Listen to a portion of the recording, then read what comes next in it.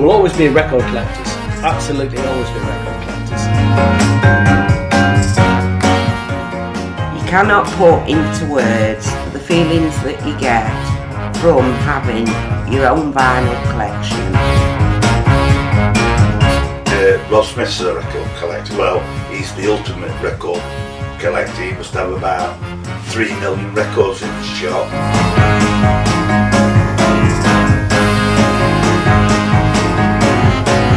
Well, I got into collecting records early in 1967, very early in 1967.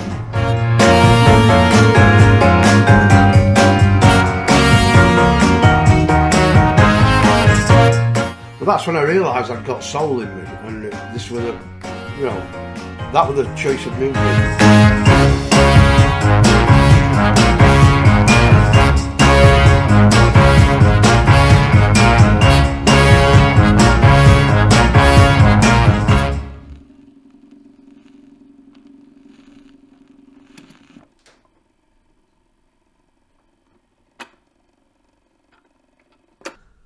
My earliest memories of music, my mum actually singing along to radio. We always had a record player in the house, and my dad were a typical Irishman. He liked to drink and he liked to smoke.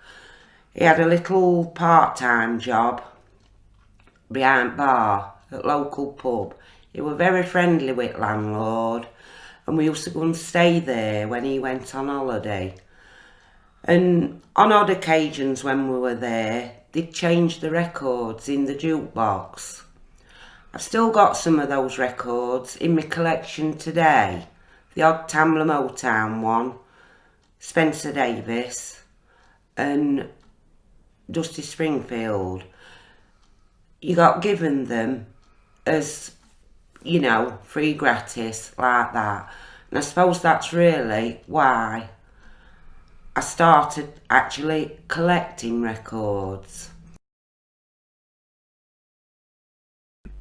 I suddenly got this urge of interest when I bought these magazines by chance.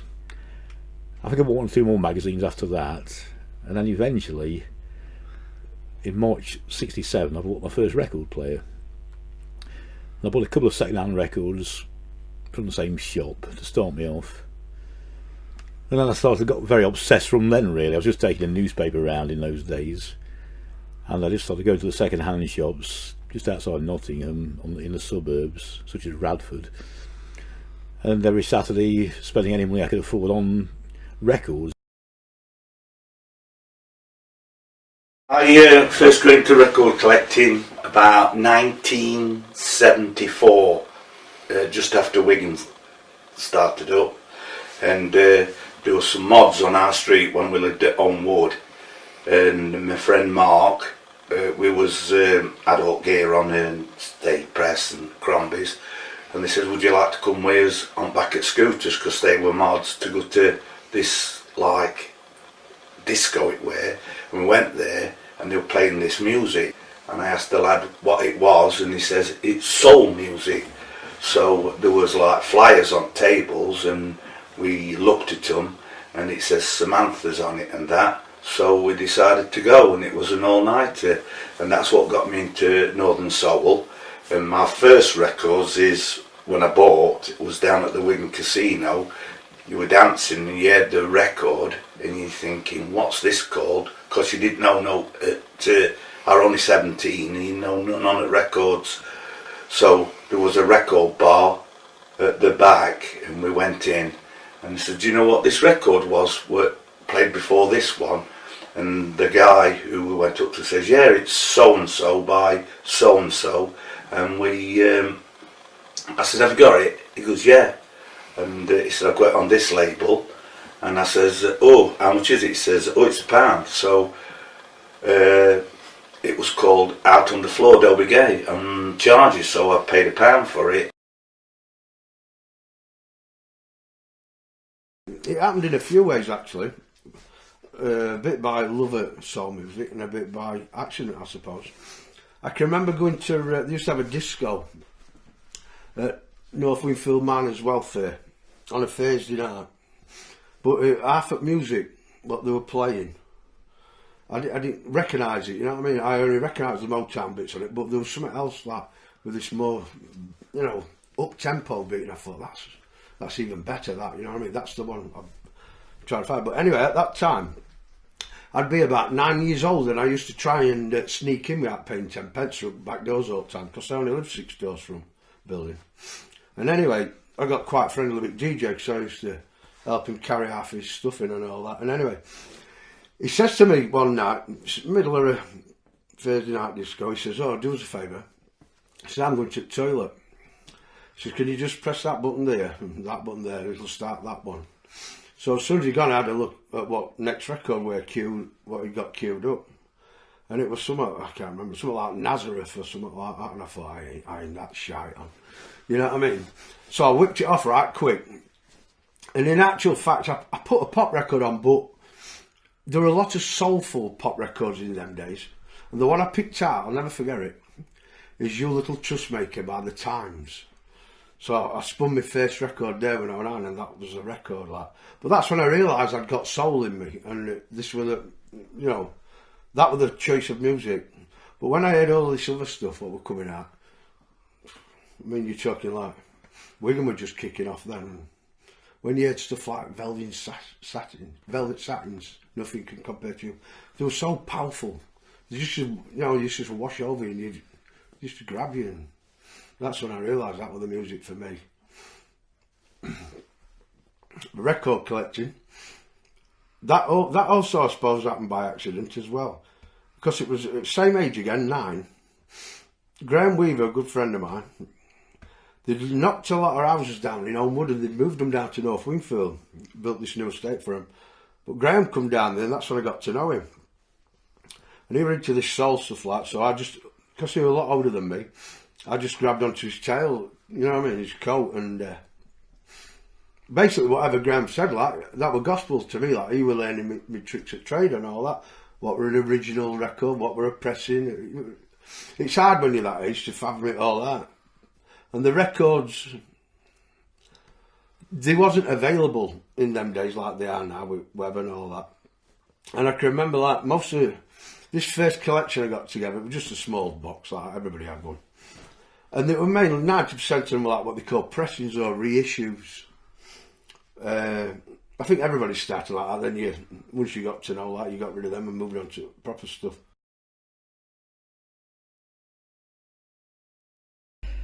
I suppose I always loved music. I really got into collecting music when I used to go to Heath Youth Club, which was held at the school at the time. I'm going back to, I don't know, between 65 and 68, something like that, at that time. And I started buying LPs to start with rather than singles.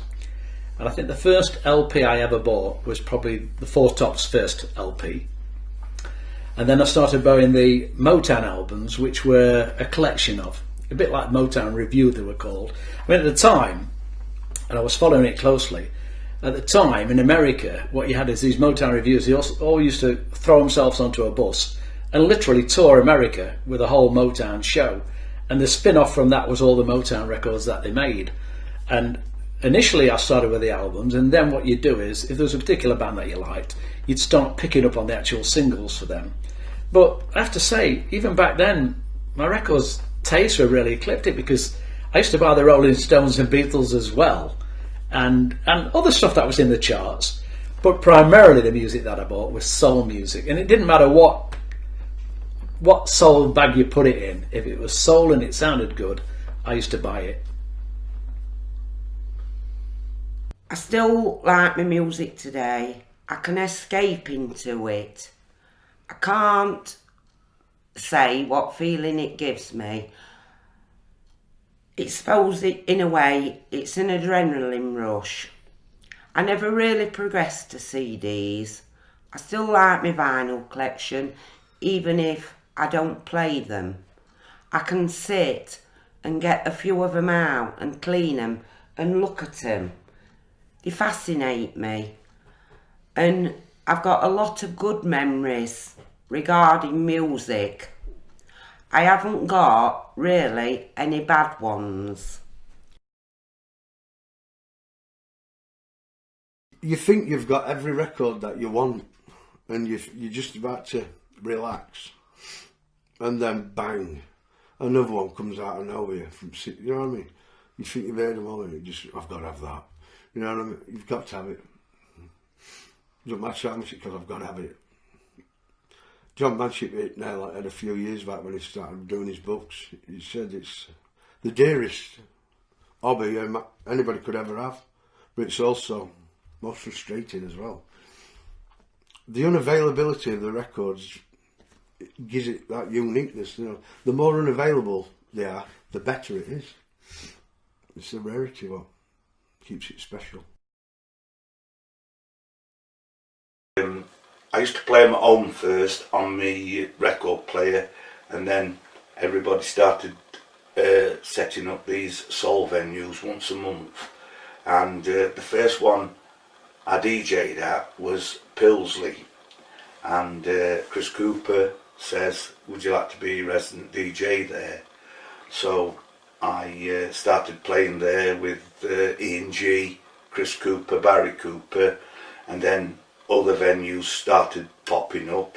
My mate Keith Morton, he set up the YMCA. I was resident DJ there with Mark Mahoney, and himself, and we was DJing there.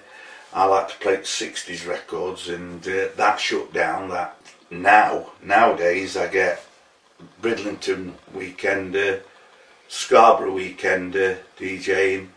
I've been up as far as Durham. I've been down as far as Inkley. I've been to Wales, but not DJing to a weekender at Prestatyn. I've been to Manchester, to Prestwich. I've been to Northallerton. My regular haunts is Eggborough Soul Night, and I get DJing spots there, and at that one I can play across the board. My current DJing position is the Grosvenor Rooms, and I'm resident DJ there, but we only play oldies only, and we get about 450 people in. The main brainchild was, I'm not giving myself any credit for it, but what I did, I had my Northern Soul here, because I got about 4 coke crates of Northern Soul, which I sold at gigs by that time.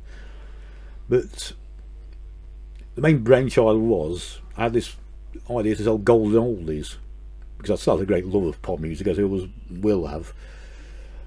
And so I started going out and about and paying a guy to drive me around, and well, he was after records as well, so it was a kind of joint thing. I was just buying records which I thought would sell, such as you know, decent golden oldies which you felt people wanted. And the idea became initially to have records that people heard on the radio or at a club and could buy them off me.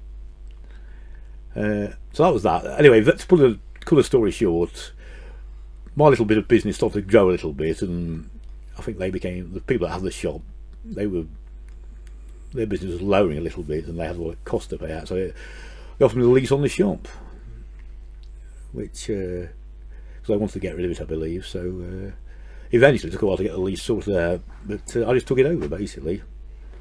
I was quite lucky in a way, because I was only thinking about myself. I didn't have staff to pay. The interesting thing is, I never really considered that I got into DJing in the Northern Soul scene. What happened was, I used to go to discos as a young person on a regular basis every weekend, because I loved dancing more than anything, and I'd dance to anything. And I found that most of the DJs were not playing the stuff I wanted to listen to. And in the end, I just gave in, and I thought, this is no good at all. I need to be a DJ and play the stuff that I like.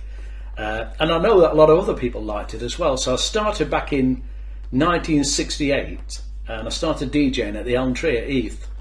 And to be fair, it was a pretty mixed crowd that used to come in, and most of the music was chart stuff. But I used to do a soul top 10. So whatever the soul top 10 was that week, I played it.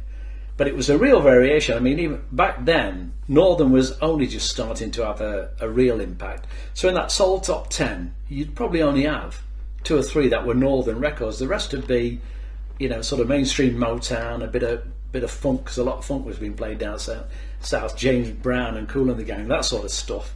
But that's how I got into it. That's how I sort of kicked off. And then as time went on, what happens is, because people know you play soul, then they ask you to come along to the soul venues and say, will you do a spot? It's the old thing, isn't it? You know, will you come along and do an hour? I don't know. I never thought I'd sell them, but you never know. In 10 years' time, I'm 61. I'm like hanging on to death's door or something. What benefit will there be to me? But hopefully, Nova Soul scene will still be going then. And my daughter might get some benefit from them, I don't know. I cannot say how much it means to me. And it will always be a passion, even if I don't play them. And I'm hoping one day that it's going to be passed down the generations of my family, like it was to me with my parents, influences by my elder brother and friends. Business and pleasure, as I always say to people, it's what I do. It's a crutch for something to do at gigs as well, really, because I don't dance these days, and it just gives me some base to be at where I can plot my stuff and talk to people if they want to come and talk or look at records, or I normally give myself something to do as well if I get a bit bored, like masturbating soul singles or doing a check on what I've got and things like that. So yeah, somewhat I think it's a bit boring, but it's quite an enjoyable way of having a social life and doing a little bit of business as well. There's the Wigan Casino with the artists on and DJs. This is another one from the Casino Club. As you can see, there's the DJs there, the crowd, the building, and the people below, record dealers DJing, and all the people below who run it. That's the DJs, manager, bouncers, and the ladies who took your money. Unfortunately, some of them's not alive anymore, the lady and some others, manager. But the two DJs in, Richard Serling and Russell Winstanley, are still alive, playing the tunes still.